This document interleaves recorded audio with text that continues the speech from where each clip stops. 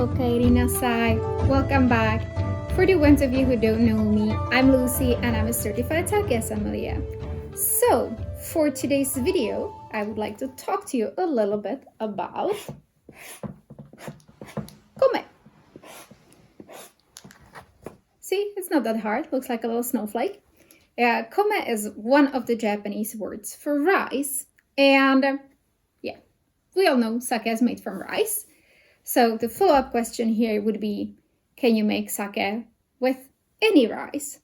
And actually, in theory, yes, you can. Do you want to be able to drink it? I probably wouldn't use Uncle Ben's. But the truth is that, yes, you can make perfectly drinkable sake from regular table rice. You're not going to end up having a ginjo or danginjo. For those kind of sake, there is a specific rice called sakamai, another word for rice. It literally means sake rice. And there are about 100 types of them.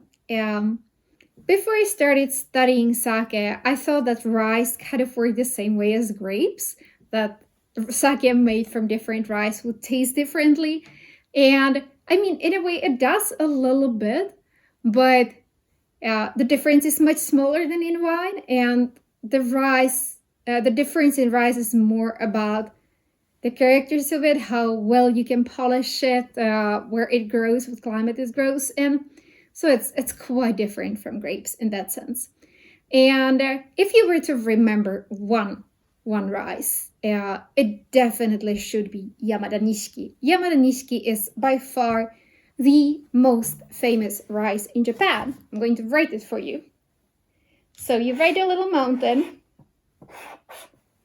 and you have your rice field. I can write the nishiki as well, but it's really complicated. I'm not going to bother you with it.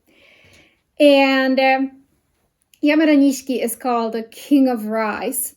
It has really large grains, really good to polish, and some of the nicest sake is made with Yamada nishiki. Usually on your bottle, there might be a little etiquette on top that says Yamada nishiki. You can also find it on the back of a bottle, looking for your snowflake. You know, the snowflake we had before? The snowflake is your friend. I know it can be quite intimidating trying to figure out information on a sake label. But the most important thing in trying to do that is to stay absolutely fearless. Don't give up. You look for your snowflake. When you find your snowflake, there will be information around it.